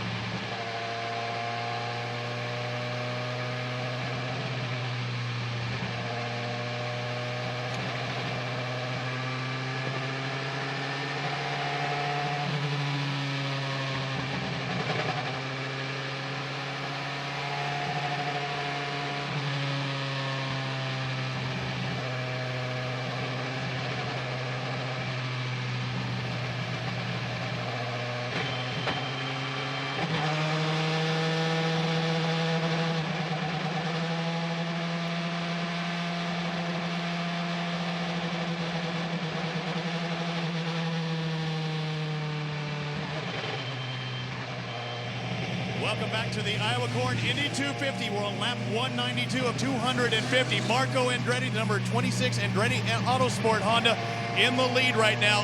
And with strategist Michael Andretti, this car has been really good from the get-go. What have you said to Marco? Not much, you know. He's just real happy with the car, and you know, now it'll be interesting to see if he has the speed to stay out front. You know, he had a really good car to get up to the front, so you know, hopefully the Venom car will get us there. Driving fast is one thing, but you also won it in the pits, getting out ahead of Dario that time. That was huge. The Venom guys did a great job with the pit stop. That's, you know, getting out first is big here because they'll be able to get the jump at the start. Lindy Thaxton. With Chip Ganassi watching Marco Andretti and your own driver, what do you think you have for Marco out there?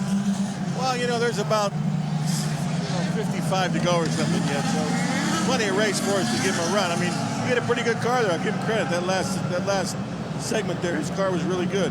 So we'll see if we have something for him. And I'm sure you noticed Will Power out of that race. Does that take a little pressure off for championship?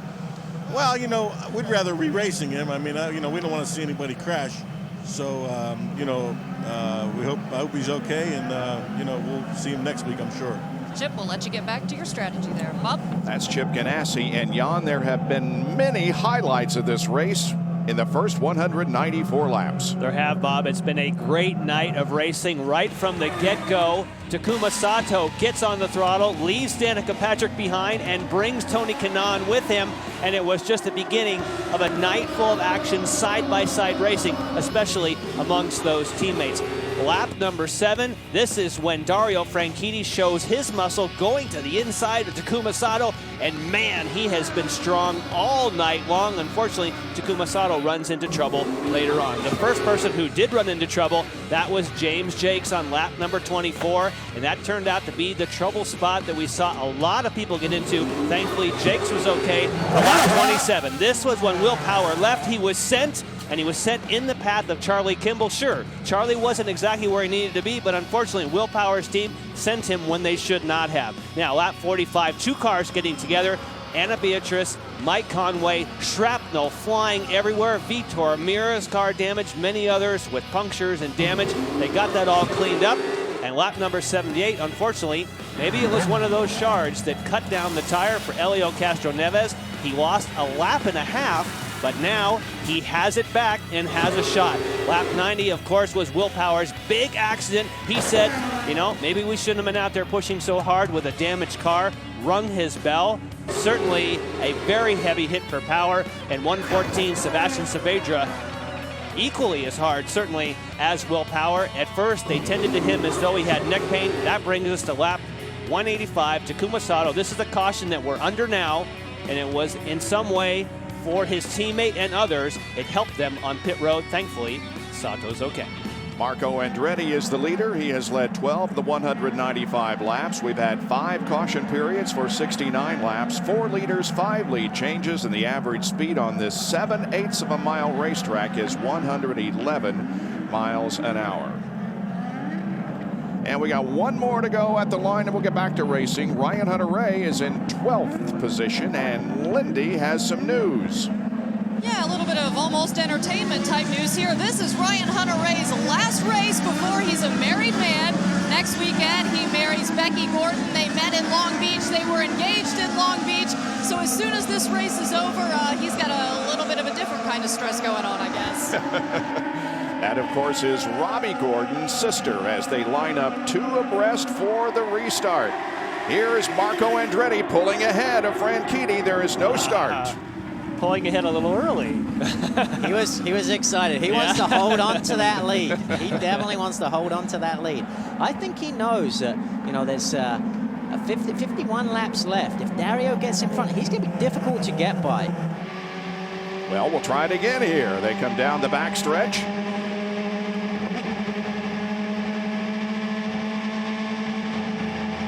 We'll stay on board with Marco Andretti as we look over to Dario Franchitti. And once again, he jumps out into he's on it pretty early. He got away with it that time. Yep. And Kanaan's inside Dario. It's tight. It's tight. And Servia's up there too. Servia going around the outside. 3 wide on this racetrack. The banking is progressive from 12 to 14 degrees, allowing this side-by-side competition. And Servia couldn't hold it. Ended up losing a spot. He's actually a lap down. So you've got Briscoe. Now he's attacking Dario.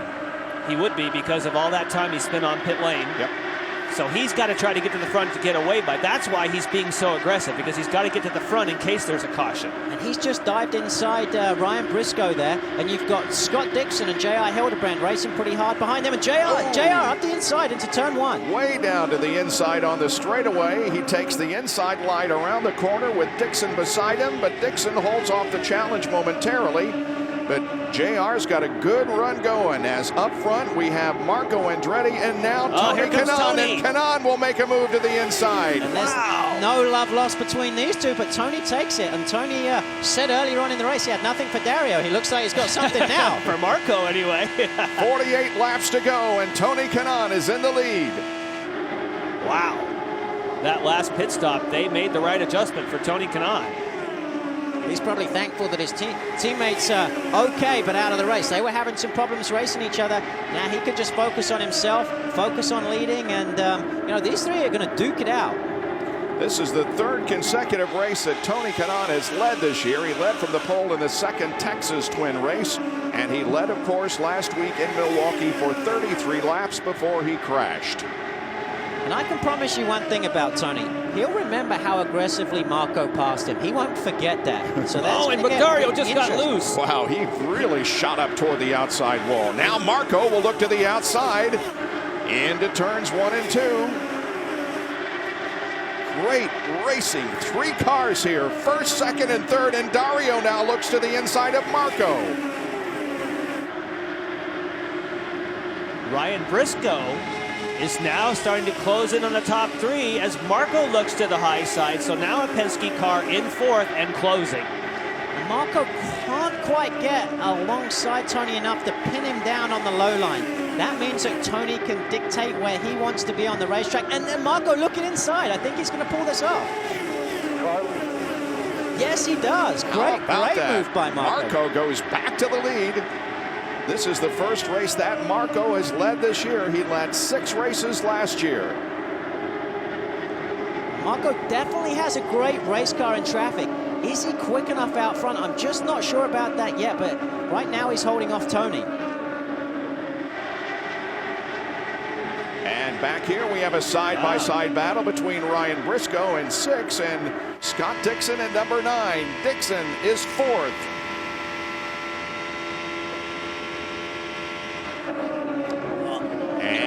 Up front, we have a battle for the lead. Canaan trying to get it from Marco Andretti into turn number 3. Nope, not this time. And Marco was nicer. He definitely gave Tony room. He could have come across the bow, but that's allowed for Dario to sneak up the inside of Tony. Can he get it?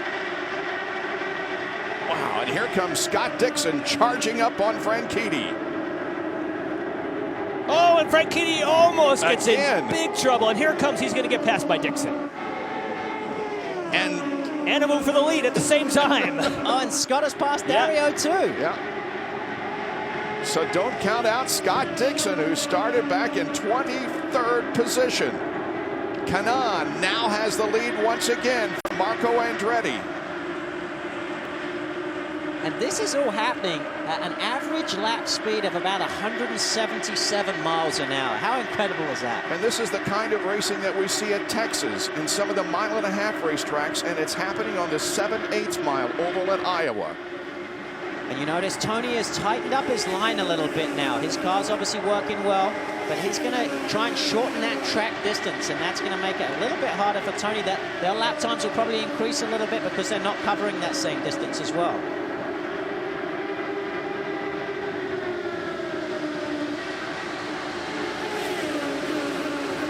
35 laps to go. It's kind of calmed down a bit right now, but you're just waiting for Marco to attack again. And you can see he's able to run close, and he's probably going to have a good run here. Tony blocking a little bit, or hugging the inside, I should say, right now. And we have another battle on the right side of your screen. Hinchcliffe and Patrick going for the 8th spot. Ryan Hunter-Ray also going for that position.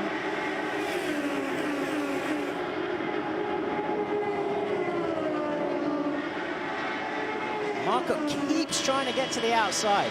His car's obviously working well, but, you know, Tony has really tightened up his line. Oh, Marco had to lift just a little bit.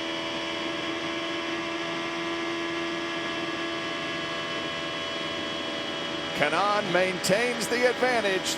The laps are counting down. You won't miss a thing on Versus Nonstop. Canaan leading Andretti, Dixon, and Franchitti.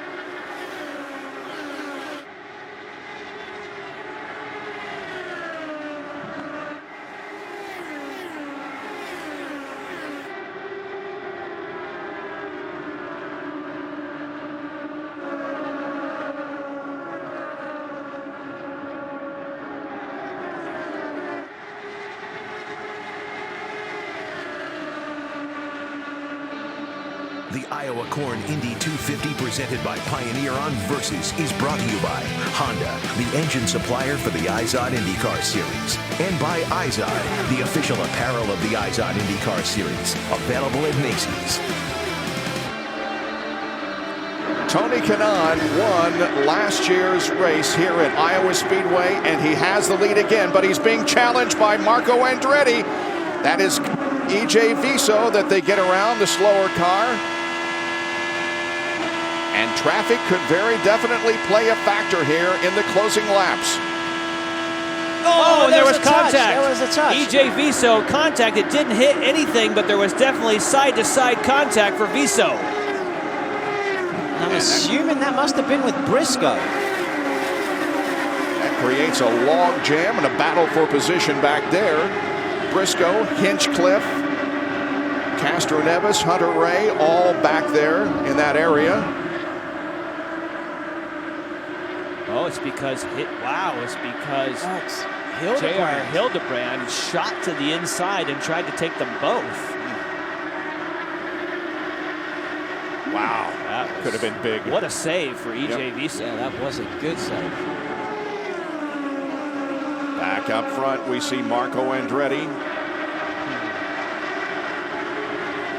Looking high, looking low, unable to do anything right now with Tony Kanaan. Marco's working that high line, but he just can't draw alongside him enough, like I say, to pin Tony down. You see Tony as he goes up, he just moves up a little bit in one to make it more difficult for Marco. Tony's very, very sneaky. There's a couple of times he's crossed the bow of Marco's car and made Marco shoot up the track. Now, there's no love lost between these two. And Marco gets right. It's a great move. Wow, fantastic. He surprised him. He's on the overtake. Oh, almost locking wheels. And Marco's not going to give him any room, and I think he's going to be able to complete the pass.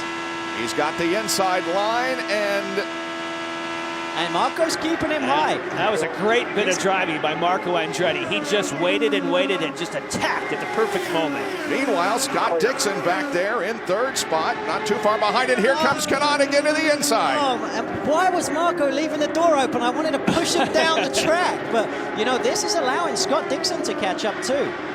Tony's sister watching and praying for her brother.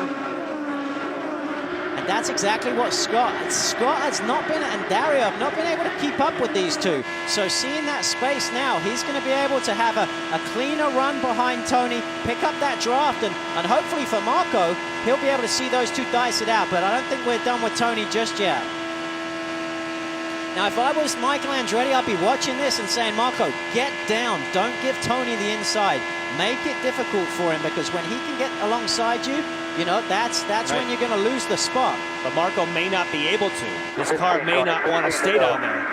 Only 15 laps to go at Iowa. Marco Andretti leading Tony Kanaan by 0.2 of a second, about 5 car lengths.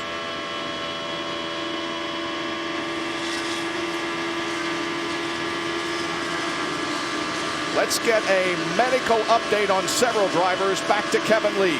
Bob, will start with Sebastian Saavedra. He is okay. He spent a little time because it was a heavy hit and they wanted to check him out. The car was really good. He worked his way from last up to his highs about 12th, but he felt like something might have broke, so they'll check on that. Takuma Sato has been checked, cleared, and released. In fact, he's back out on pit road cheering on his teammate Tony Kanaan. And Will Power has been determined to have a mild concussion, so he will need to be cleared before he can race at Toronto. That will be in 2 weeks. Once again, they passed by EJ Viso. We got a glimpse there of a battle between James Hinchcliffe and Ryan Hunter-Reay. That was for 8th spot. Ryan Hunter-Reay has it. Hinchcliffe had to get out of the throttle. Meanwhile, laps are really clicking down now as we'll have 11 to go at the line. Guys, you can see Marco leaves enough room for Tony to be able to kind of run flat out behind him, particularly in 3 and 4. In turns 1 and 2, Tony likes the high line, but it really enables him to get a run.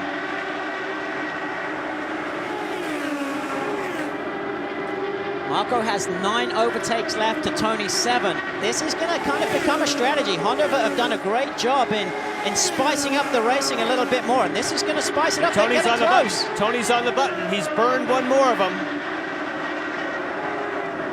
Man, it's close between these two, and again, they've broken away from Scott Dixon. Oh, a good run now by Canaan. Does he have room to the inside? Nope. Wow, and that has really broken the momentum for Tony Kanaan. That may be the move of the race. Does he have enough time to regroup? Because here comes Dixon. And I hate to say this. That was a little bit of payback, I think, Marco. You know, Tony chopped, crossed the bow, I should say, aggressively of Marco on a couple of occasions, and he probably remembered that. And that was maybe payback. And here's J.R. Hildebrand doing a great job in fourth, closing up on Scott Dixon, and Scott is closing up on Marco right now. He has had a great race. Tony, sorry. Yep. And you can just hear the intensity in the cockpit for Marco Andretti. He was screaming, how many laps at 10? They said 10, and then when it got down to 8, they said push to pass on every lap. And the second that Tony Kanaan got underneath him, he said push to pass, and that may be the move. Like you said, guys, it could win his first race in Sonoma 2006. Wow, it's been a long time since Marco Andretti was in victory lane. And it's difficult for them to catch him now. Marco's constantly on the overtake. You can see it gliding up. So, you know, watch him flick off. It's going to be difficult for Tony to close this gap. 5 laps to go at Iowa. And that's what you want to do. You want to save enough overtakes so you can use one, as Robbie Floyd had said, each and every lap, so there's no way that Kanaan can respond. Guys, I'm excited for the finish. I'm excited for the post-race interviews, too. There's going to be some fireworks.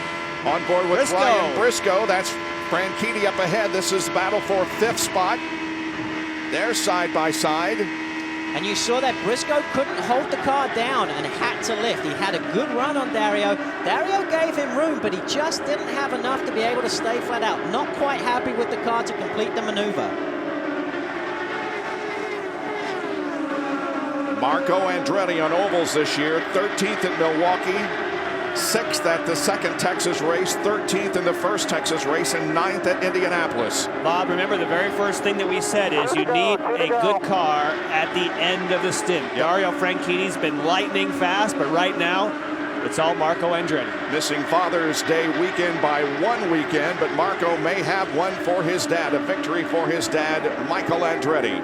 Off the 4th corner, and here is the white flag shown for Marco Andretti, and for the last 249 laps, Marco Andretti has spent his time fighting the bulls in the bull ring. But he has won the trofeo, that's the trophy in Spanish, and he comes through as the winner of the Iowa Corn Indy 250 presented by Pioneer. Marco Andretti wins over Kanaan, Dixon, Hildebrand, and Franchitti. Everybody did their part. How about that? Beautiful, beautiful. It's Marco's first win in 79 races. His one and only win was August of 2006 at Sonoma. His first win on an oval for an Andretti since Michael won at Motegi in 2000. At that time, Marco was 13 years old. That's fantastic for Marco. Drove a fantastic race, was aggressive when he needed to be, timed everything right, and yeah, there's a boy with natural talent. That's some pretty good burnouts right there. Good for him. Good for him, and great for Andretti Autosport. Had a difficult Indianapolis. This is a great way to bounce back and create some momentum. Robbie. Michael, it's one thing to win as a car owner, but what does it feel like to win again as a father of that driver? I'm a little speechless, to be honest with you. I'm just so happy and proud of him. And, you know, the Benham guys did a great job. He did an awesome drive there in the end. He schooled Tony on that pass, and just really proud of him. I'm just proud of everybody here, and it's been tough, but we're back. You're shaking right now. When did you know you had the car to win this race? Pretty early on, I felt like we had a shot if we could get up there with Dario. I really did, and once we did, we were strong. I just didn't know how we'd be out front, and we needed a long stint, and we got it there in the end, and that's what did it for us. A big positive sign for Andretti Autosport winning the race. Danica qualifying so well. Are we going to start seeing the turnaround for the ovals in your cars? Oh yeah, we're going to be back. Go celebrate with your boy. Thanks. It's the third win in 5 races here at Iowa for Andretti Autosport. They won in 07 with Dario, in 2010 with Kanaan, and this year with Marco Andretti. He makes his way toward victory lane for the first time in almost 5 years. Well, guys, that was very, very entertaining, wasn't it? Fireworks. Yeah, really. I think the most difficult thing for Marco was finding victory lane. He seemed to not know where to go. That was a definitive move that Michael was just talking about. An aggressive, almost just waited and waited and baited and then just shot to the inside. And once he had the inside, he could keep Tony high. And Tony's always a very difficult person to pass. Very aggressive, you know, for the most part, very clean.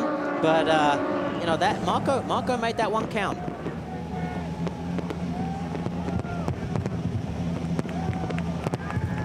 That's going to be a happy boy sitting inside that race car. I can tell you that much. And you know, a deserving winner tonight. You know, it was a great race for him. I was reading a blog by Marco just this morning, him saying that they haven't been particularly good on ovals this year because they spent more time in the wind tunnel working with road course cars. But hey, they are back on ovals. There's the hug.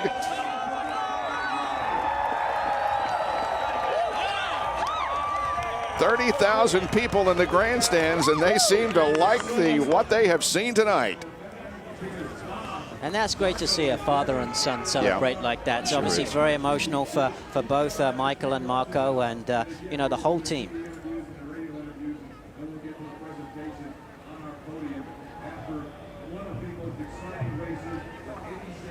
Lindy Thaxton is in the victory circle, waiting for Marco to get his helmet off. And nice touch. Michael Conway coming in congratulating Marco. Yep. You know, they're good friends.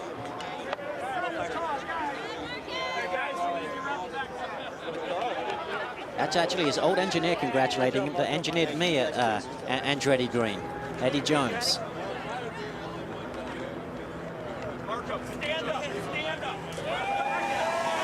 Marco Andretti standing up to the cheers. It has been a long time since he has been in victory lane. And Marco, you said you needed a turning point bad. When did you realize that could be tonight?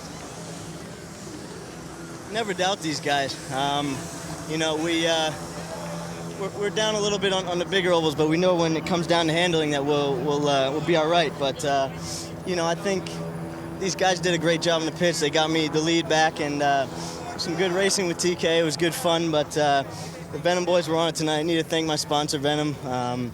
You know, I love all those guys, the Dr. Pepper Snapple group, and we're so blessed to have them, and here we are. They deserve it. Let's talk about that side-by-side pass for the lead. And, you know, TK is known for passing people. How did you fight him off? Well, I mean, you know, I made my car, you know, I had eyes in the back of my head, as he would say, and I made it difficult on him, but no mercy at this point. I need it. And we saw you struggling a little bit with debris on your tires, and you seemed even then confident that you could clear that and keep going in this race.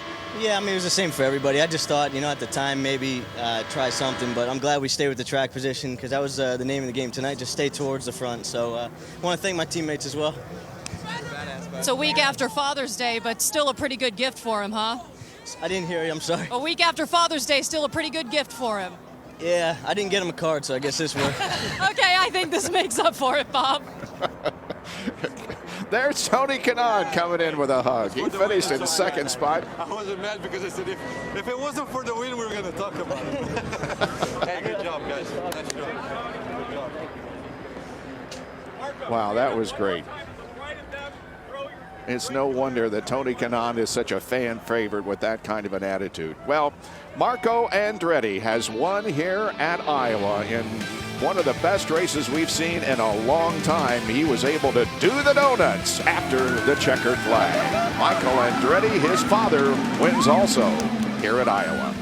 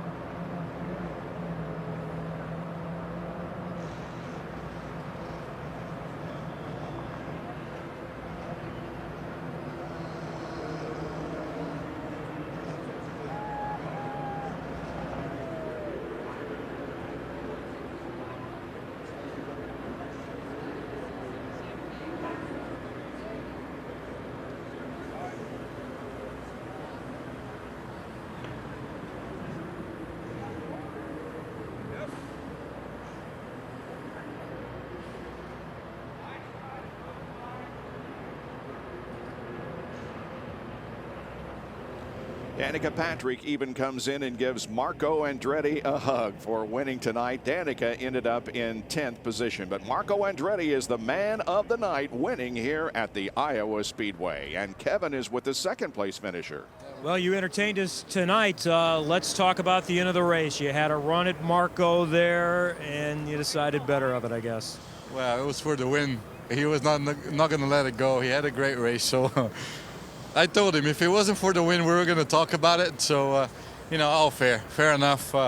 If I was in his position, I would have done the same. And it was a great battle, a fun race. I hope the fans enjoy it at home because it was crazy at the end. I loved it. You take another jump up in the championship, up to 4th. Maybe more importantly, is you guys are pretty hooked up right now. Not bad for an old man that got a deal 5 days before the first race. So now we're building a good team, and you know, I'm proud of the guys, proud of KV and Geico and all the sponsors. They put all the effort together to make me run, and the best thank you that I can give it to them is it's what I'm doing right now. You guys like this race. We certainly like it as fans and observers. What about as a driver? Kevin, I love it. How can you not love it? It's a great race, sold out. The fans are awesome, so it's a perfect place to come race. A runner-up for Tony Kanaan. Congratulations. Let's check in with Robbie. Well, Scott Dixon finished in 3rd. You started in 23rd. I mean, Texas, the last time we saw you on Versus, you're having to come through the pack way too much, Scott.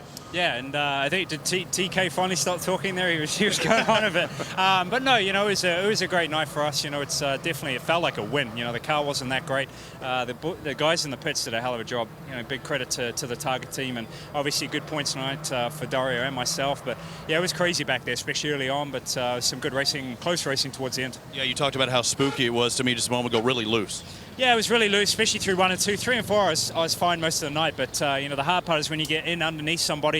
You know, you don't want to wreck a whole bunch of cars out there, so you had to be a little bit cautious. But you know, good job to Marco, man. He drove a hell of a race. They had a great car. It's you know, it's awesome for Andretti Autosport, and huge credit to him. Let's reflect back. When you moved into 3rd and you see them going side by side, did you think you had a chance to still win this race? I thought I had a chance. If they were racing pretty tough, they were going to take each other out. But, you know, we kind of had speed to get close, but as soon as I got too close, you know, I just didn't have enough grip, and the car was sort of loose again. I could run the high line, but it obviously a lot of track distance up there, and I couldn't close in enough. So, you know, I think we would have had enough if they kept racing as hard as they were, maybe to get 1 or 2 of them. But, you know, tonight was a good night for points, and just glad we brought the car back home. An amazing run from 23rd to 3rd, Bob. Scott Dixon finishes in 3rd, J.R. Hildebrand 4th, and Dario Franchitti, who led the most laps, 172, finished in 5th position. We'll try to catch up with him, and we'll review the current point standings when we come back.